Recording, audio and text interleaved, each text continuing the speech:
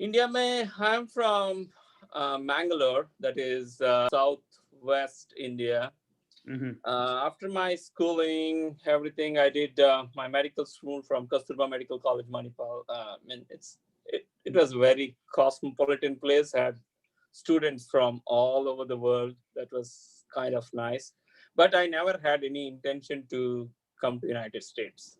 Mm-hmm. So I ended up doing surgery residency at Government Medical College, Bellary. If you had known, the Bellary is a place where Sushma Swaraj and Sonia Gandhi fought election. Acha.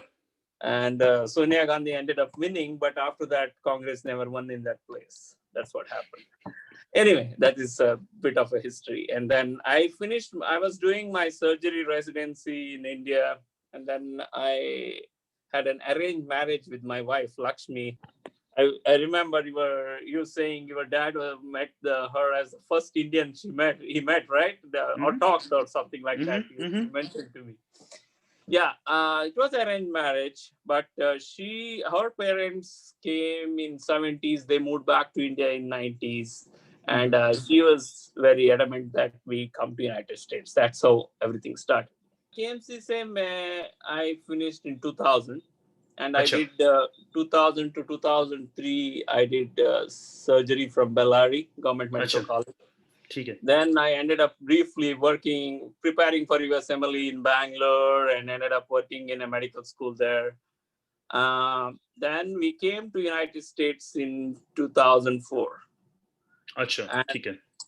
first I gave a CS exam, and hmm. I ended up matching for surgery in a place called North Auckland Medical Center in Michigan. अच्छा, ठीक है. My wife was in green card that time, so हाँ that हाँ means हाँ. I had to take a visa. So what I did was they offered me J1 visa.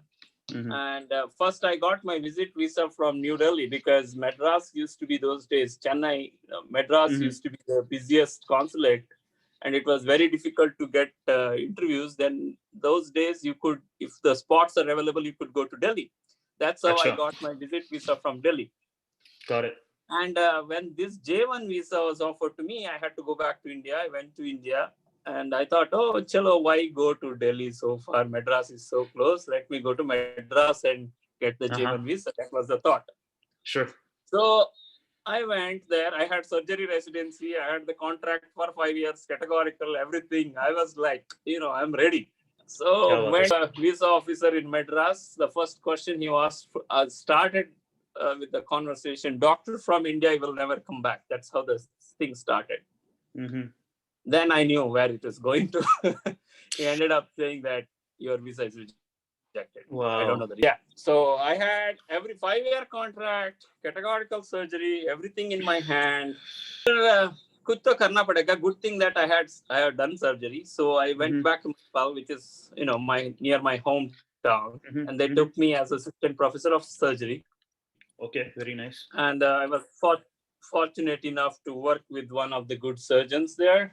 He was a Mm-hmm. professor, and he used to encourage me to कुछ भी करो तो he will come and encourage, and तू तो शेर है, तू करेगा. He gave me a lot of chances, so I was pretty happy. My wife went back Mm-hmm. to United States. Her mom went and sat with her. She Wow. became citizen. Then she sponsored me. Then तो आप I अकेले थे ended वहाँ up पे going without the into kids? no kids at all that अच्छा, time. ठीक है. 2009 I ended up in United States. Now I have full immigration. I don't have position. So what to do now? So I see I have a unique problem. I am trained in surgery. I just want to do surgery. I'm very clear about that. I'm clear to my wife. Hmm. मेरा पहला प्यार तो surgery. So I had to get into surgery, hook or crook. Otherwise, I was very clear in my mind. I'll go back to India. I have no problems. I have ठीक है. very clear. I had very clear intentions in mind. I'm not going to do something which I don't like the rest of my life. I'm not here Sounds for good. immigration. ठीक है. I respect that. Yeah. So one of my friend in med school, Dr. Prakash Gautam, he used to be my roommate in Manipal. He Mm-hmm. did his internal medicine from somewhere in New York, and he was hoping to get into cardiology. and he was working under a big cardiothoracic surgeon in Tucson, Arizona, and Dr. Acha. Jack Copeland. Okay. So he was working as a heart failure fellow, hoping to get into cardiology. Okay. So he kind of told that Dr. Copeland, my friend is a surgeon. He came from India. Can you help him? Mhm. So he said, yeah, ask him to come. We need people to take call for cardiothoracic surgery. I went. Next day, I was taking call for cardiothoracic surgery. From India to there? I didn't Direct? have no residency, nothing, just USMLE. Cardiothoracic surgery, I was taking call like a fourth year, fifth year resident. First Acha. So surgery they I took did you as in a the resident to take the cardiothoracic call. surgery.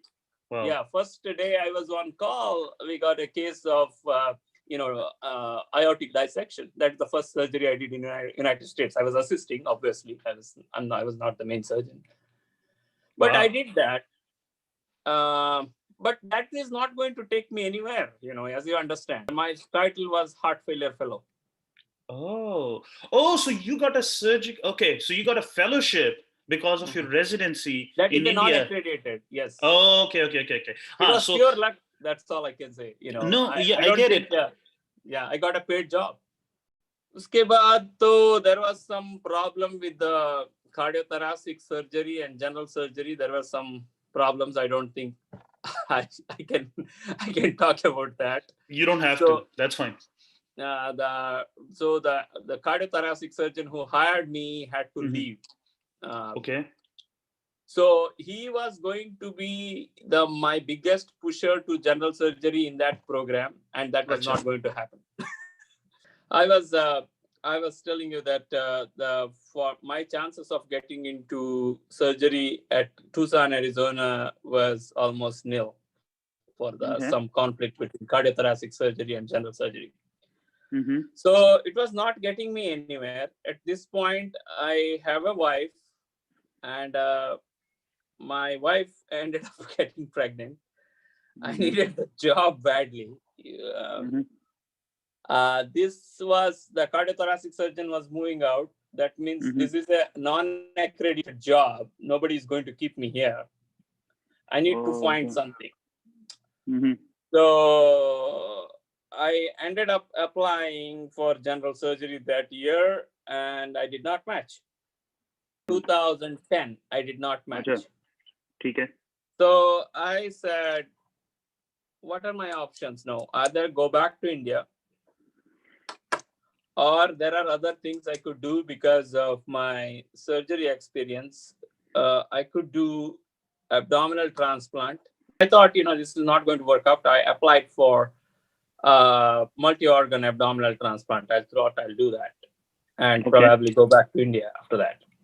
So this was a I'm fellowship, at right? an clinic for multi-organ abdominal transplant. So then I was like, I thought I will leave the residency track. I'm done with this. So I was suddenly one gentleman called Dr. Chirag Desai, who did abdominal transplant fellowship from Washington in Georgetown University. He came as an attending to this place, University of Arizona. And he kind of tried to tell me that, if you want to stay here, you should not do the abdominal transplant without residency. Then people will keep you for organ harvesting. They're not going to pay you enough. They're going to treat you as a kind of second-grade citizen. Sure. Yeah, because you don't have a surgery board. You are doing the transplant. You are not fully licensed. It will take a very long time to get a fully licensed. It is possible to go through that track, but you will be frustrated for a long time. So doing that, I kept that in mind, but I needed a job for next year. So I ended up doing a research fellowship with a guy called Carlos Galvani. He's a minimally invasive robotic surgeon. I ended up trying to do a research fellowship with him, but we did not click very well, I can say. Yeah, he kind of wanted me to do the research forever, kind of a thing. Whenever I wanted to go for some interview, he was not happy. So that did not go down very well. I mean, I wanted to do something. I can't do this research for him forever. But Yep. anyway, I ended up talking to a lot of people, and I thought I'll give one more shot for Mhm. surgery residency. I applied for 2011 match, ended up getting prelim surgery at Waterbury Hospital in Connecticut. Yep. Yes, I was kind of sad because I think I should be. I thought I'm a big surgeon. I should have been given the thing in the platter. That was my thought. That was not going to happen. Then, Dr. Kurtzman and team, and 2011, I ended up coming there. Mhm. And I was a superstar intern. Pretty nice. But in first year, it was not so. Before you came, there were some, it was an awkward situation for me because I was a prelim intern. I was still don't have a full 5 year categorical position, Yep. and attendings were trying to rate me high, but at the same time, they ask questions to the seniors and then ask you, And and you if you were tell the right answer, you are in an awkward position. Yeah, by first year, by 5 6 months, I mean, I was like, what next? I left that transplant fellowship. Now this is my life. I have to make it. By 4 5 months, by December, Kurtzman said, "Don't worry, you are in. I'm giving you the position." good. So Good. by then, I know I had to reapply again, but it was just a formality, and I got the categorical spot. I mean, I was hoping to do fellowship in something which is for a year because I'm already, I spent too much training.